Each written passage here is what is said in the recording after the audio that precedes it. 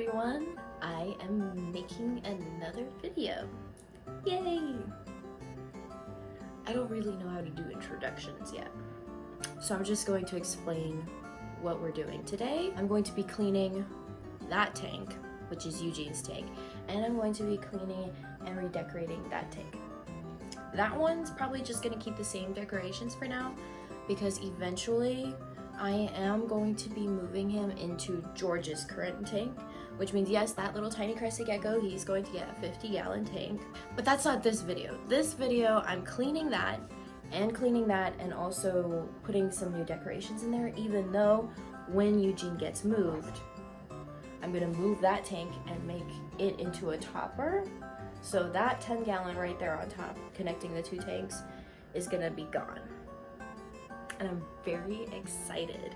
So I'm gonna start by taking Eugene out of his tank, and then I'm gonna put all of his stuff in a little bath to soak it and clean it and scrub it.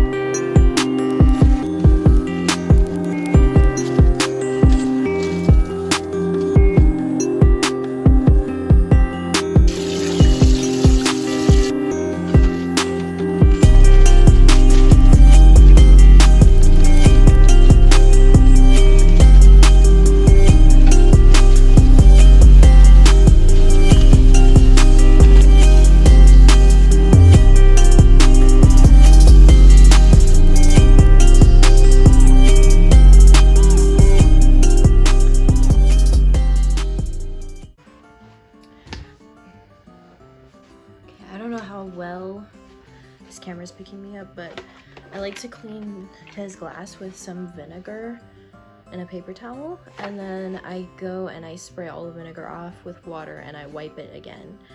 I find that vinegar works really well to clean, specifically glass. It makes it look very clear. It's a mild disinfectant, but it's not so strong that I would feel uncomfortable using it with the gecko. Maybe I'm just a little bit paranoid, but I worry about all the chemicals and stuff around them, so yeah.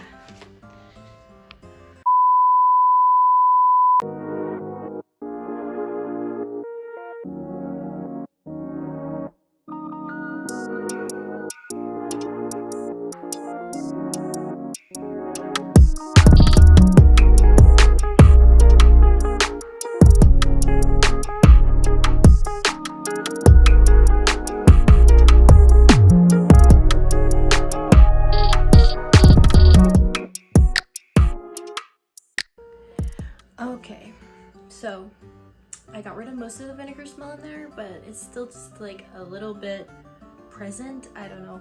I'm just gonna let it like air out a little bit before I put Eugene back in there, and I'm gonna let his plant soak a little bit longer before I decorate it.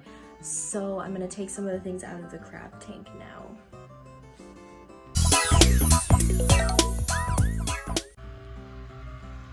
So it looks like I've got one crab sleeping in the moss thing. I took some of the moss out.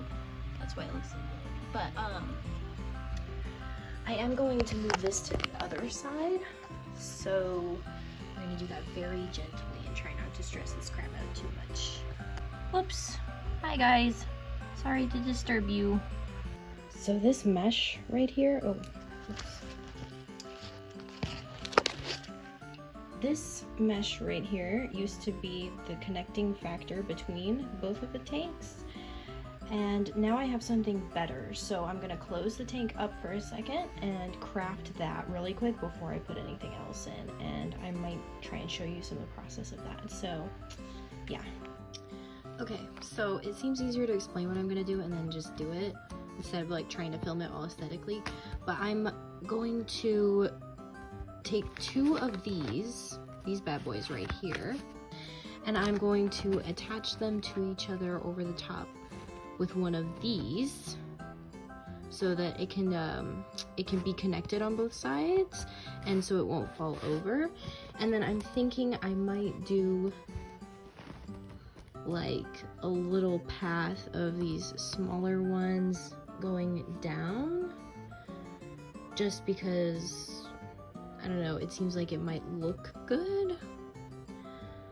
But let me see if I can get these attached to a width apart that'll allow for them to be put in there correctly. I don't know how to explain it, but yeah, that's what I'm gonna do.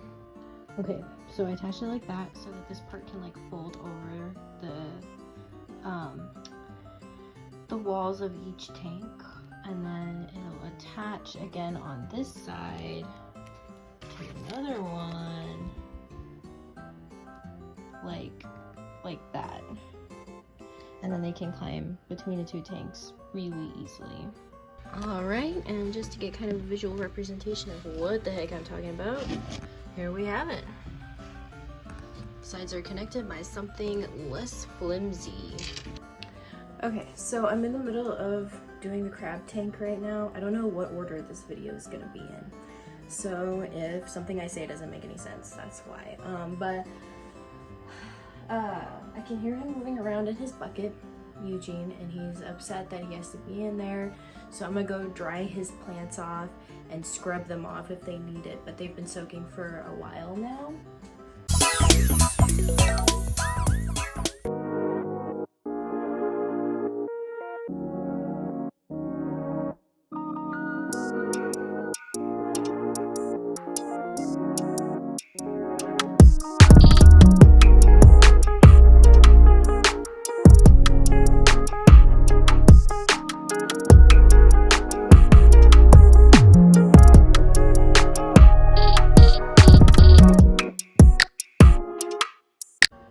And there's the final product.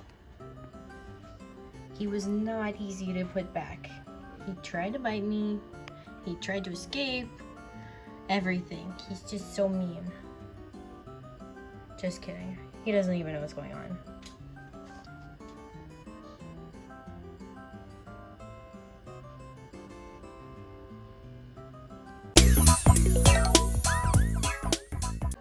Okay, so now that the two sides are connected right here, I'm gonna make each side prettier, if that makes sense. And for now, I think I'm just going to make this side like the driftwood side, and then this other side, it's going to have the 3 level thing where the topper is. And man, I wish I could turn this a little bit easier. But yeah, let's start with this side. Let's put some driftwood and some more decorations over here. Oh man, this thing is falling. It doesn't matter. Anyway. Okay, so I'm currently filling the triple level thing with moss and lichens, which I bought like ages ago. Although I don't think lichen goes bad, and I doubt the crabs care that much. I'm gonna try and use some of that, and then I'm gonna put some shells in there, and then maybe at this very tippy top one, I'll put some like special treats for them. I'm not really sure what yet. I'll probably make a little TikTok about that, but yeah. Okay, I got to a stopping place, and now I'm gonna give you guys the final tour. I might make some changes yet, but so far for today, I'm done because I am tired. Alright, here we go. So, starting off on the right side, we've got the large shell shop.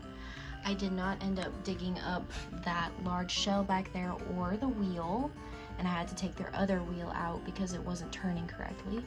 But I added a false plant, which I'll probably fluff up here in a bit.